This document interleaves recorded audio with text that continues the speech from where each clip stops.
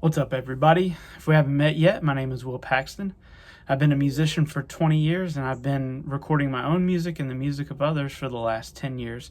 Today, I want to do a quick video on something you could use in your productions to spice them up a little bit. So here we go. Let's dive on in. Alright, so we're here in the DAW. So the part that I wanted to show you is actually a reverse guitar part. So you can use a reverse guitar part to spice up any production. Now, disclaimer, it's not going to be for every production, but this fits really well in this song. Actually, I was going to put this part in the beginning after the introduction going into the first verse, but, I thought maybe that would be expected, so I wanted to switch it up a little bit and throw it in here. And I'm going to show you how I created this part a little bit later on in this video. So this is what that sounds like right here.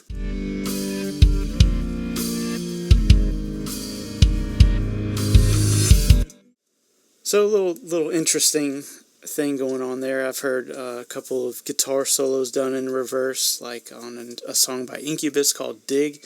They have a whole solo section that is all reverse guitar, which is pretty cool. I've done this a few times, but yeah, I'm going to show you kind of my process on how I've created that part. So we're going to hop on the guitar real quick, and I'll show you how I recorded the guitars, and then we'll jump back in the DAW, and I'll show you how I treat the recorded tracks and put them in reverse. So here we go. Let's go to the guitar. Alright, here we are on the guitar. First things first, you want to establish tone. So whether you're doing outboard gear, if you got your Helix, your Pod, Boss amplifier and microphone, or if you're just running straight into the DAW direct, you just want to make sure you have a decent tone. Reverse guitar, reverse piano, reverse anything normally sounds good with reverb. That's a good place to start. And even delay, it'll add some interesting transients and interesting effects when you put it in reverse. So that's something to consider and experiment around with. So today, in today's example, it's just a 3-chord progression, and it's over a 2-bar span. So it's really quick, really simple. But if you have something complicated, you might want to consider recording this in chunks. So today I'm just going to record straight through the 2 bars. But you might, if you have a complicated chord progression or it's a long section, you might just want to do it bar by bar, measure by measure, however you think is best. I'm going to run straight through. The progression I'm using is a simple one. It's just going from A to C to B flat. Now this guitar is tuned down a whole step, so transpose those down, and that is the concert pitch if you want. So the progression I'm leading into, this is what it sounds like.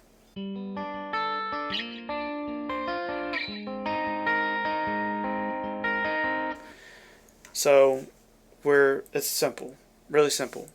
What you want to do to reverse it, though, is you want to reverse the entire progression and play it backwards.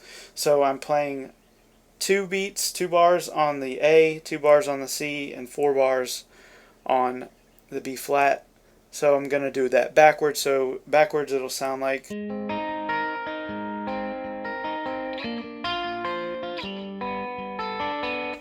Okay, so that is the progression. It's a little too busy for the section that it's in. So what I did was I just simplified it. I just went...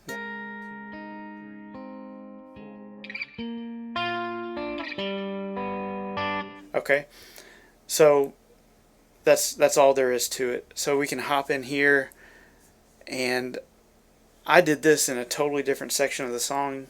You could do it in the same section that you're playing it in, but I found it easier just to fast forward later on into the DAW and just turn my click on and do it to a click. So that's what I'm going to do. I'm going to run through this process real quick, and then we'll hop back into the DAW and I'll show you how I reverse it and how I treat it. So here we go. I'm just going to record 2 parts. I'm going to do a stereo. So I'm going to do one on the left with one tone, and one on the right with another tone. You could do that by your amp. You could do two different guitars. You can use one guitar and change your pickup setting. Whatever you think is best for the song. We're serving the song here. This is just my process. This is typically how I'll do something like this. And so we're going to start like this. I'm going to turn my click on. And here we go. 1, 2, 3, 4.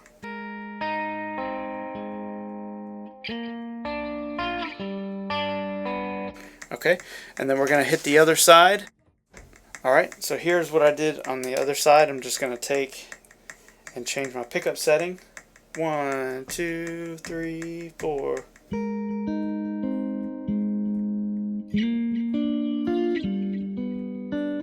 Okay, so that's it. We're going to hop right back into the DAW, and I'll show you how I handle the reverse guitar section.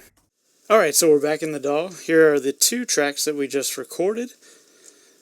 So let's just go ahead and give them a listen real quick.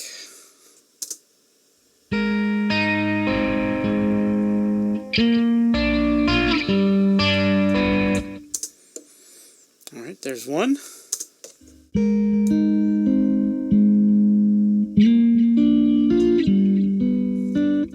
So we got two different tones. So what we want to do next is we want to drag them and line them up.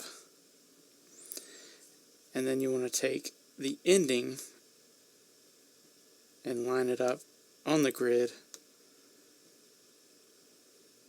because that's going to make it a lot easier for us to line it up with the rest of the song. The first beat needs to line up right here with the end here, because when we reverse it, it's just going to go on the other side. So one way we can handle this is we can just go ahead and reverse both of these. And let's see how that sounds.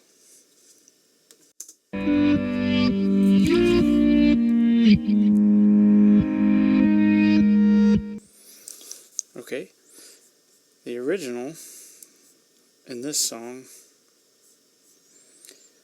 I believe I did it a little bit differently.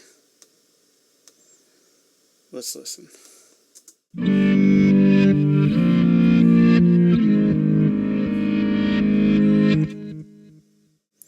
So yeah, I think one side I did lower on the neck, and the other side I did higher on the neck. Let's check.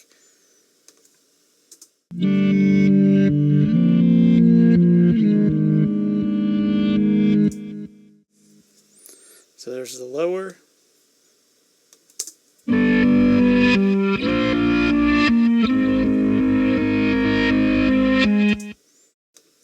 So yeah, that is what I did. So for the video's sake, this is different, but the point will be made either way. So if you're in the DAW and you plugged in direct and you use like Ampire or some other form of amp modeler, you can be done now. Just line this up with the part that you want it to be at, and you're good to go. That's exactly what I did for this part. But another thing that you could do, let's put these back, let's unreverse them.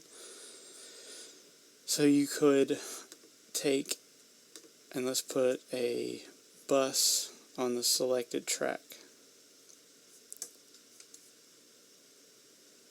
So I'll add a bus for selected channels. So I've got a bus for those two guitars.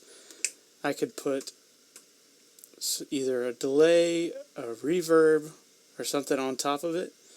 Let's do a room reverb. We'll turn it down a little bit. Let's just see what it sounds like.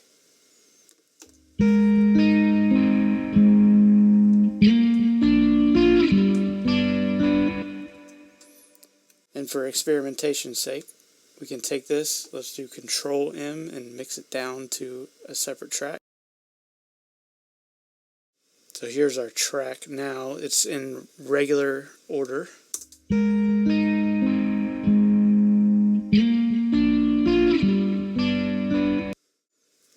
And what we can do now is reverse that. Command R. Let's see what that sounds like.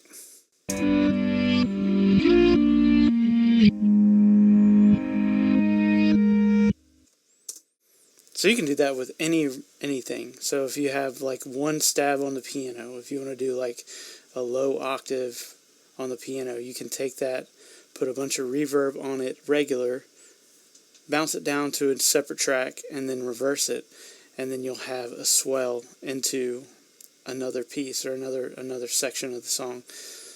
So let's take this and match it up and see if it works with what I've got so far.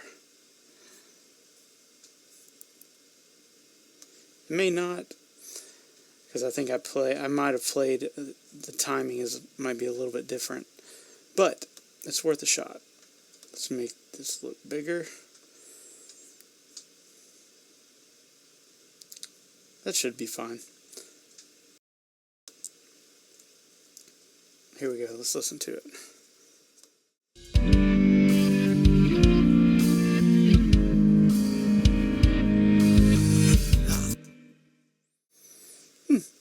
It works. I may not use it, but for the sake of a video, I think this is a good stopping point. So, yeah, that is how you make reverse guitars. If you find any value in this video, please like, share, and subscribe, and we'll see you in the next one.